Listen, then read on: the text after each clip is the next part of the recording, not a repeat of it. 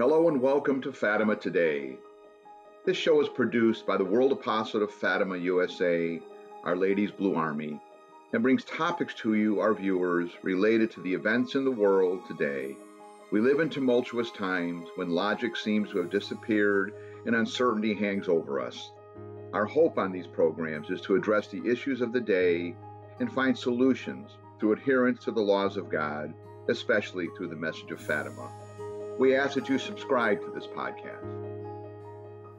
Hello and welcome to Fatima Today, the podcast of the World Apostolate of Fatima, USA. In this series, we discuss world events in light of the Catholic faith, and particularly the message of Fatima. We ask that you subscribe to this podcast. I'm your host, David Carollo. I'm the Executive Director of the World Apostolate of Fatima, and today I have with me Barb Ernster, our Director of Communications for the Apostolate. We are now at the halfway point of 2022 and approaching the Independence Day holiday.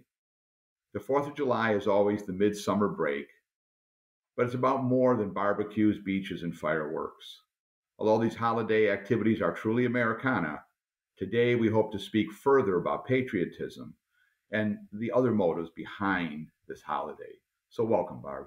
Thanks, Dave. Good to be with you. Yeah, and it is a big holiday. Always has been. I mean, for us, there's always some time I was little, and it should be a joyous occasion. But I think maybe as years have gone by, we as a nation have lost track of why we celebrate the 4th of July. Right. So I hope today we can unpack a little bit of that. It's what we do as promoting the message of Fatima, our Catholic faith.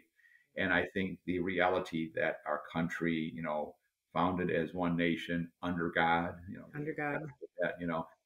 And I think it's time we see what has happened in our nation in these years, and just opening it up to you for conversation. What is your perspective on where we are and why we're here today? Well, I think there is a total disconnect with today's generations because it's not being taught in school. The whole history, the Revolutionary War, what was being fought for, and why we celebrate the nation's independence, the freedom. We're losing the sense of freedom again. And, we're in this is our 245th year as the United States of America, 2022. I think about how many of the great empires started to collapse during that 100 years leading up to the 300th year. I think the Roman Empire was collapsing, and it starts collapsing because of lack of morals. The morals are declining, and then apathy sets in. I believe, I'm not a historian, but I believe that was some of what led to the Roman Empire's collapse, as well as their military. And I have a son who's in the military, and I question what's going on there with our forces. So yes, we have to get back to understanding what freedom is and what was fought for in 1776 and why they were fighting for that. Well, and I think that's the whole thing. I mean, being here in Western New Jersey, being a Midwesterner of Chicago, and one thing I've always loved about the time, these 10 years now I've been out here, is I've always been a student of American history, and I've loved it. And of course, we're 40 miles from Washington's Crossing, and Yes. Very special. And on Christmas Day, they do the reenactment of the crossing. I've spoken of this before, and my wife and I have been down there. George and I have been down there, more than once. And it's really a beautiful place to go, and it does fill you with patriotism when you think Right. of it. And Right Dave, over here. Yes, go on. You've talked about patriotism being a virtue, and I look at this Constitution was founded, or the nation was founded, as under God, and our Constitution guarantees certain rights that come from God, not from the state or man, and that includes life, liberty, and the pursuit of happiness. But also, there's a clause in our Constitution that allows for people to freely exercise their religion. Sure. And, often that gets in the way of the secular mindset. But if we let this Constitution start crumbling, but it's crumbling because we're allowing it to. So, we have to look at this 4th of July celebration and what it is we're honoring and celebrating, putting God up on top. So, Well, you talk about the free exercise of religion, and that's more than freedom of worship, which they are trying to instill well, you can still go to mass on Sunday. Just keep it there, and it doesn't belong in a public square. Well, excuse me, it does belong in a public square. I mean, the nation, any country has to be guided by the mores of the people, and those are found primarily in your religion. I mean, we're found as a Christian nation, not necessarily a Catholic nation. Although, I think a lot of the founders were probably more Catholic in their hearts than many Catholics today, to be Right. honest. You know, I have one picture at my home, which and I've had again many things about the Revolutionary War, and it's a picture of George Washington kneeling next to his horse, at Valley Forge. It's a famous painting of him. We've all seen it, and but many quotes came from him, and one was, "It's impossible to govern a nation without God and the Bible." Okay, well, yeah, I mean, it truly is. I mean, look at the Ten Commandments, look at our Constitution, and that's why it was founded, because it had to be. It had to be that way. Um, Again, this area, as I mentioned, it has a lot of that, a lot of the history, and right over here in Easton, which is we're only 10 miles, 12 miles, whatever, is from the Pennsylvania border, right here in the town of Easton, in the town square. Around the 4th of July, I think the Sunday the closest to the 4th of July, they always have the reenactment of the reading of the Declaration of Independence in the town square, because this was one of the first places where it was publicly read in 1776. I didn't even That's know that. So Yeah, and really, and if you're ever here at that point, around the 4th of July, I highly recommend it. It's addressed, completely. It's the same people that do I believe, the same people that do the reenactment on Christmas Day of the crossing of the Delaware, down about 40 miles from here. They do the reading of the Declaration. And it's funny. We just, just several weeks ago, we lost our dear friend Pat Hafford, who was yes, the widow of Mr. John Hafford, our co-founder, and of course Pat was British. And I remember a few years ago we were talking, and we were very good friends, Dorothy and I and Pat, and we talked about going out for lunch. She goes, "Well, 4th of July." She goes, "Oh wait, I'm not supposed to celebrate that." She said, "She's British." she I said, never lost her British accent either. she never lost her accent, but she had feet in both camps. Yeah. She was an American, of course, many years, and about 40 years, but she said she's still British at her heart, in a beautiful way. But yeah, but even our independence was truly inspired by Britain, by our, even the Magna Carta and all these things that came from, and of course, it's no surprise that, years later, they're probably our biggest ally in the world, because we do have the same common belief. But it's the common belief that it is something of God, and I think that's where we are failing as a nation. We're forgetting the patriotism, and you hit on it very well. That we have, the kids aren't being taught this in schools anymore, and I think that is very much the leftist. I call it leftist. I don't even like to use Yeah. those terms, but very much the communist influence in our schools. That was, and all that was really laid out by primarily Joe Stalin. I mean, you're gonna flip the West. You're gonna have to do it by educating the children. Right. And that's what Portugal was dealing with back in 1917. And we know that I like to always bring in Fatima in our Yeah. discussions, because I think the importance of the angel apparitions in 1916, when the angel appeared to the three children and asked them for prayer and penance, saying to them, "You will thus bring down peace upon your nation." Nation, And so right? these were little kids he was talking to, but they understood it. He They did. understood what war was, because they were dealing with World War I at the time. But I think that's a really powerful statement that we can all adhere to. You will thus bring down peace upon your nation. One thing I like about the way that heaven speaks to us, it's never with big, long theological explanations. They're just short, curt sentences you can remember and that speak through all time, which is how Jesus spoke. Yeah, You'll exactly. thus bring down peace upon your nation. So, many people are afraid in our nation we're going to have another civil war, because there's so much tension heightening. And so for us to avoid that, we should be looking to do prayer and penance to avoid that. Yeah. And Dave, as someone who tries to practice the first Saturday devotion every week, every month, that 4th of July one is always on 4th of July weekend. Yeah, yeah. That's It right, of course. somehow Yeah. lands there. And Yeah. of course, going to the lake on the weekends is a big thing for the up here in Minnesota. And Right. so it's always a little bit of an effort to get all that in. Yeah, in yeah. order to enjoy the weekend. But I always feel better when I do it, when I do get Well, it in. we have the same thing, of course, being in Chicago, and the biggest thing you do is get out of town for the Yeah. weekend. Of course, my family is always in Michigan, and we would make our way over there. Although some of the greatest fireworks you'll ever see are on the lakefront in Chicago. Right, right. Yeah. So it's kind of a double-edged sword if you want to really enjoy the weekend like that. But yeah, you're right. But you have to keep it in perspective, and that's what I say. Especially us and what we are committed to as members and the leaders of this apostolate is, it's easy to say, well, okay, it's a weekend, don't worry about it, it's a holiday. No, no, no, don't break it. There's the real sacrifice Yeah. in doing your best. I mean, you only do the best you can because things aren't Mhm. always available, but they are. I mean, we're not at a point where we can't find churches, and yeah, maybe we do have to Yeah. throw some plans aside a bit, but I do believe that's extremely Mhm. important because that is, you're staying the course of the commitment. Those are the sacrifices that we Right. really, as little as they, or they are, they're important because that shows us continuity and where we're at. And that's what we try to promote here. We have to constantly be working towards our commitment, or in line with our commitment of, particularly in this apostolate. If we as leaders don't do it, it's hard to get others to follow. Right.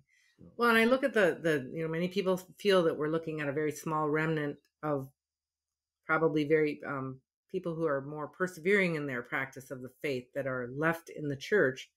And it may look like it's dim, but I also think that the remnant's getting stronger, and that we, I'm writing an article right now on the whole history of the pro-life movement that started after, continued, but grew rapidly after Roe v. Wade.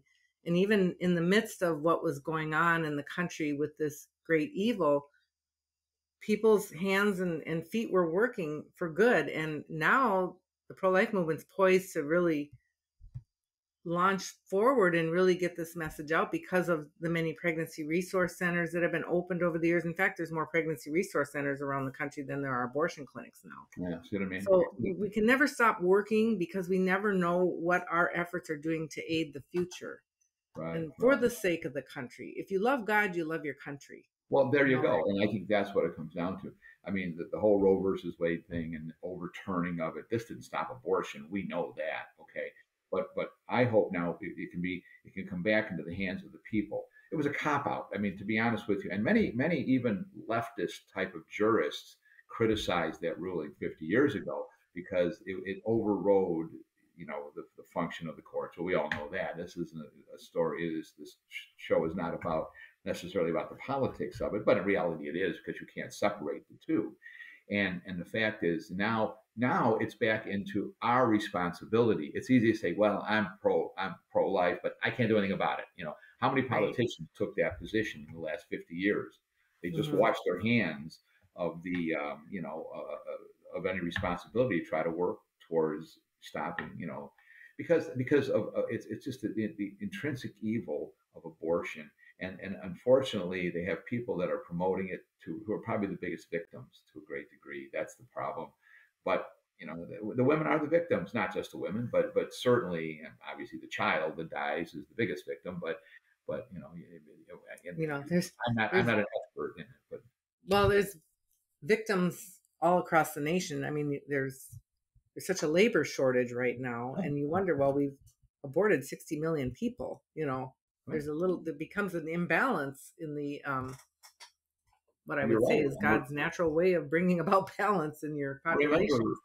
Our Lady said nations would be annihilated. Okay, and I say this often when I speak. Yes, maybe it is nuclear war. Maybe that's what we're always looking for. That big annihilation, that grandiose action. Well, I think we've been annihilating ourselves through our contraception and abortion for so many years, and we are paying the price. Believe me, I'm looking for employees constantly for jobs. And they're not there. They're just not Yeah. really there. And so it is. That's why I think it's time now for us to truly, as Catholics, as members of this apostolate, to work harder and harder to instill in the minds of people uh, what the pro-life or what life is truly, the Mhm. gift that life is. And I think we again we lost it a lot because of our it's a gradual thing. This that didn't happen overnight, as you touched on earlier. Our education system, but again, even our education system went awry because we allowed it to happen. Right. See, and I think it's the same mentality, that Roe v. Wade mentality, that, well, I don't like what they're teaching in schools, but I have no power to change it. Well, no, you do have the power to change it, and but it's not comfortable to do so. Well, and I would say my mother used to say, God will bless a converted nation with good leaders. So oftentimes our leaders reflect the decline of our society. No doubt. And we know that another election's coming up. And of course, like myself, even, I just say, I don't know if I can get through another US election, but we have to, and we have to be involved.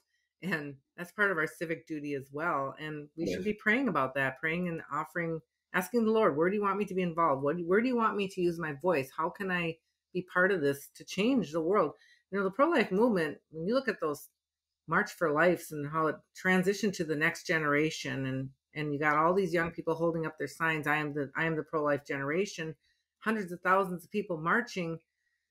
They didn't stop. They just kept going. And we need to do that even with our political leadership. I just love the writings of St. Louis de Montfort when he talks about how the little people under the radar, not the ones that are the elites, are going to be the ones that drive out all of this idolatry and heretics and schismatics, not just from the church, but from our world. And, the United States, so many people want to come here because of what we have to offer, because this was a nation founded under God. Yeah. We're going to keep it that way. And it's not to drive out other religions and make it a Christian, but to make it a moral country again. Our Right. moral authority is totally lost. If we're to fight a war right now, what do we have to say? Yeah. Well, what are we In fighting? another country regarding morals and good and evil.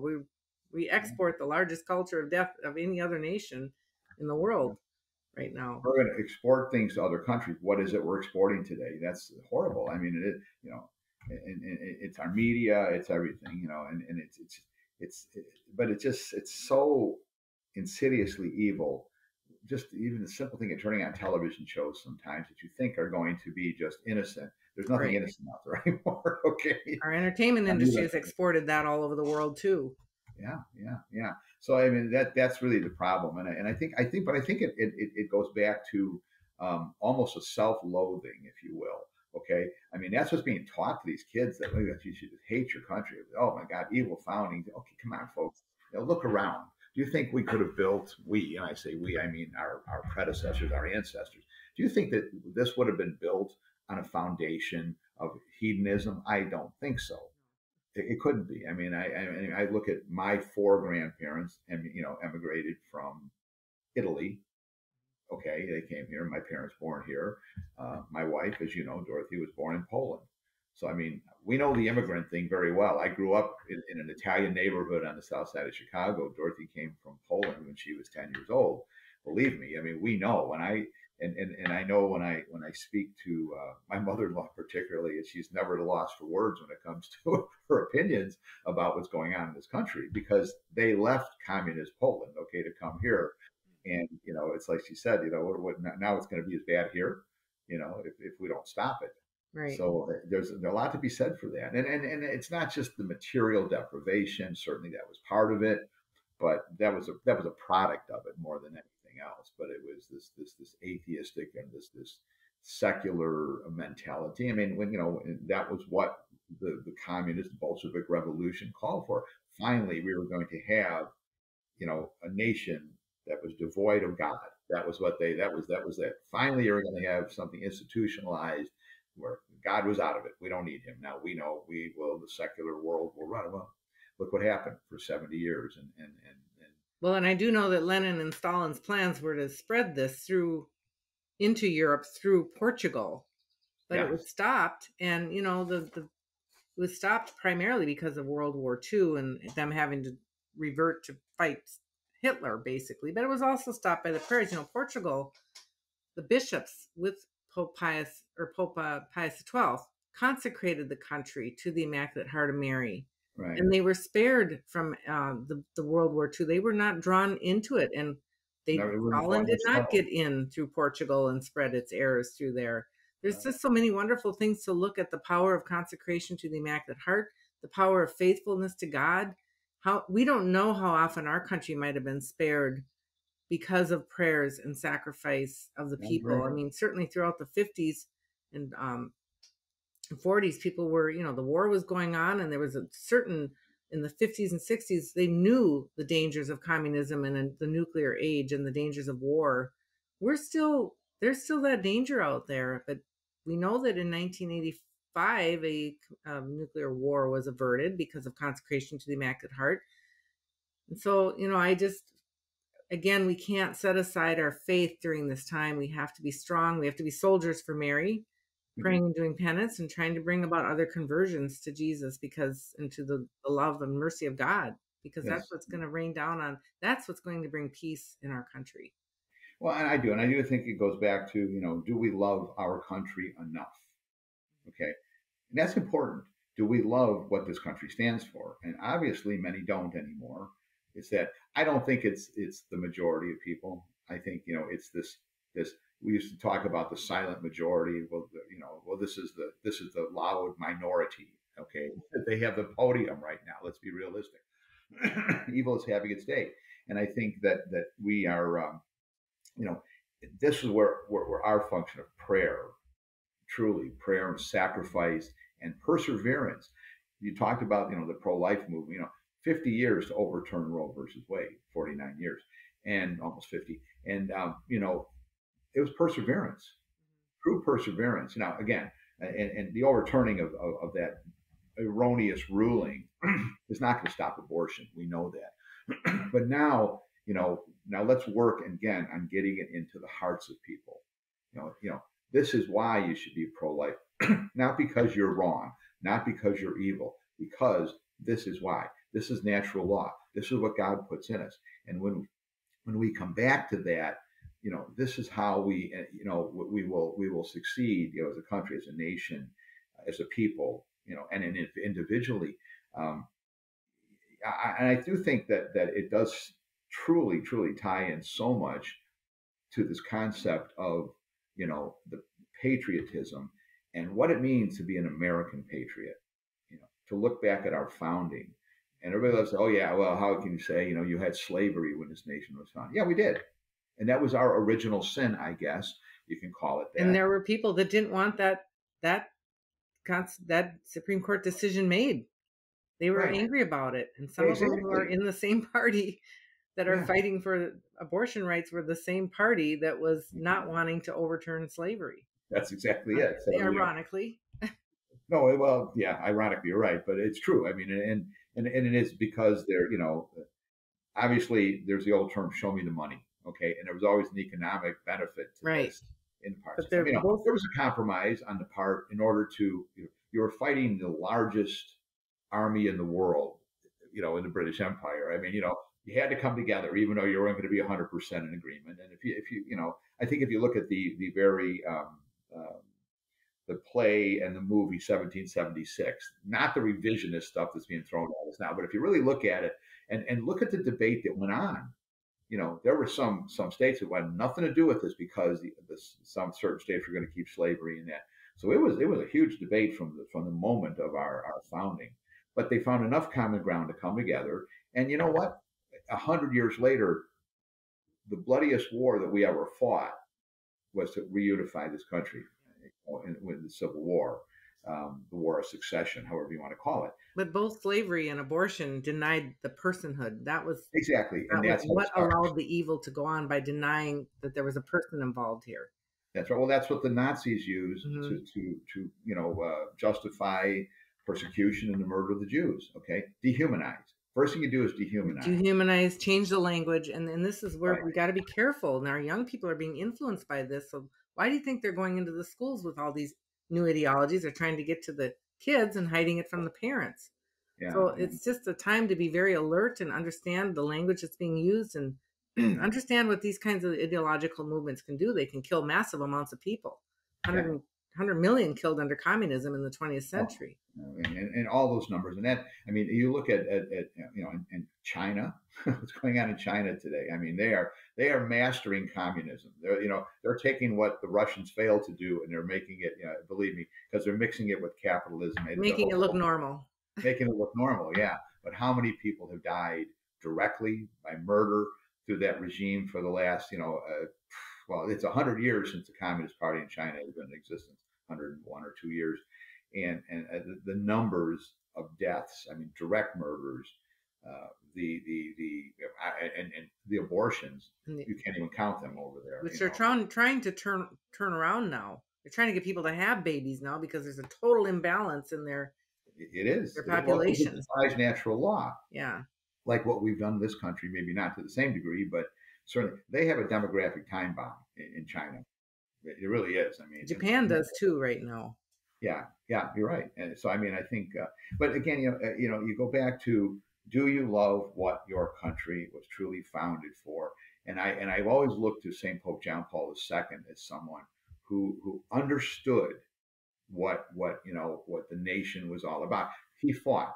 Keep in mind the Polish nation didn't exist physically from 1795 until 1919. It was partitioned off, and culturally it was there, and they kept the culture alive, and that's why they came out and created and brought forth people like John Paul II. He had a very good quote on patriotism, which I would like to read here. I've always found this to be a great. He said here. He said, "Patriotism is a love of everything to do with our native land, its history, its traditions, its language, its natural features. It is a love which extends also to the works of our compatriots and the fruits of their genius. Every danger that threatens the overall good of our native land becomes an occasion to demonstrate this love. I believe that the same could be said of every country and every nation in Europe and throughout the world.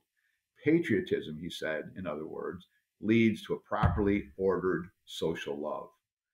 I've always found that to be a tremendous statement. And it's what I think we have to understand here.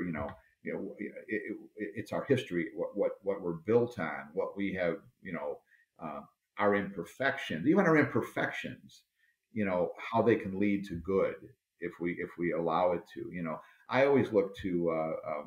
We've been close to the cause for Father Augustus Tolton, who was the first. He's the subject of the book From Slave to Priest. The story where he was born as a slave in Missouri, and they escaped into Illinois. But one of the things, the wife of the slave owner Christianized and baptized all the slaves, wanted them in the church and the faith. So even through the evil of slavery, look at the good that came. Right. This man came, reached heights. Now his cause is up for canonization. And so I think that God does make good from bad. He does. He takes our imperfections and he perfects them. And that's true of a nation as well as individuals. We're an imperfect people, and I think the more we realize that, the more we strive to perfection. And that's what the Fatima message is all about. That's what it tells us to do, to just constantly work towards perfection. So this weekend, I would recommend trying not to miss Mass, even if you're enjoying the celebrations. Try to do the first Saturdays if you can. Get your rosary in, and maybe on the 4th of July, it's a good day to consecrate yourself and your family to the Immaculate Heart of Mary. Yeah, I agree. And consecrate the country. We can consecrate our nation. Mm-hmm. Looking at the consecration that was made on March 25th, I love the speculation out there from people. This is finally the consecration of Russia. Finally, this or this is not the same thing, or the Pope didn't really mean that. And but I think I like to say, look, the Holy Father, with numerous bishops, so many priests, religious and laity, entered into this consecration on the 25th. I think great grace has and will continue to come from it. But I think, as we have said in the past many times, and you have said it, I've said it in our writings and what we present, is it's only as good as what we do going forward. Okay? So, we have to be committed, I think, to bringing our nation back, to a great degree, bring our church back, which is really suffering, a lot. But again, the church, the families, we're all part of the same society. You see, we're all suffering from the lack of fidelity to God overall, and it's affected all walks of life. The politicians, we talk about, this one shouldn't receive communion. Well, I agree, it shouldn't. But the skewed mentality that that's acceptable is because of a society Right. and a church that's allowed this dwindling of consciousness of what's right and wrong. And I think for that reason, again, get into the minds and hearts of people. You know, the laws. Okay, again, this overturning of Roe versus Wade, I think was a beautiful thing. It's a good thing, certainly a good thing. But it's not. People say, okay, now abortion's illegal, and we're Right. going to walk away from. No, no, no. We have That's to not even close. change the hearts. You have to change Change hearts. people's hearts. I know our rosaries will do that. Our Lady asks for the rosary every day, especially for peace. A lot of people pray this rosary for our nation, where you're on all 50 beads praying for each state. State, right? 50 all 50 states. So by the end you've gotten to all 50 states. It's a We do beautiful that way to our pray the rosary, especially on a patriotic weekend such as the July 4th. And just remember that your prayers move mountains. Your prayers can change things. We're not trying to shove anything down anybody's throat. We're trying to get the scales to fall off people's eyes so we can start to Exactly. embrace a much more civil and Christian minded nation Sure, sure. that And that's what it is. thinks morally for the sake of the culture. Yeah, morally, exactly, exactly. I mean, and I think the Christianization, the bringing people into the Catholic Church, ultimately that's our goal. Okay, certainly, but the idea is let's get people back to hopefully living in accord with those, those. I like to say these rules that are etched in stone. Okay, the Ten Commandments. They're etched in our hearts. We know what Well, they they should are. be in our hearts, and they were given to us. This was our legacy given to us in the Old Testament. Right. Okay? And now we are to build on it, which is what Christ had us do. But it goes forward. Okay, Fatima message, all that. It's 105 years since Fatima, and as we all know, it's just now again we're nowhere near the fulfillment of the message of Fatima. So I think in the end, my Immaculate Heart will triumph. And that is really what we look to. It will triumph. As St. Paul said, we're going to win, but we have to keep fighting the battle to the end. Right. So, anyway, Barb, thanks for being on this with me today. And I hope that we got a few ideas out there for people to chew on, if you will. I think that but it is a matter. Our job in this apostolate, people coming, you're obviously here. Those of you watching, bluearmy.com, our website has a lot of resources. If you haven't signed that pledge, sign that pledge. 75 years ago, our founder, Sacred Lucia, put together that pledge. It's believed that 20 million people worldwide signed it in this period of time. Let's get another 20 million to sign this as we go forward. bluearmy.com/join. Absolutely. Yeah. So thanks a lot, Barb. All right. Thank you. Thank you all for joining us on this show today. We hope that it's been informative, and we ask you to subscribe. May God bless you and Mary keep you in her Immaculate Heart. Thank you.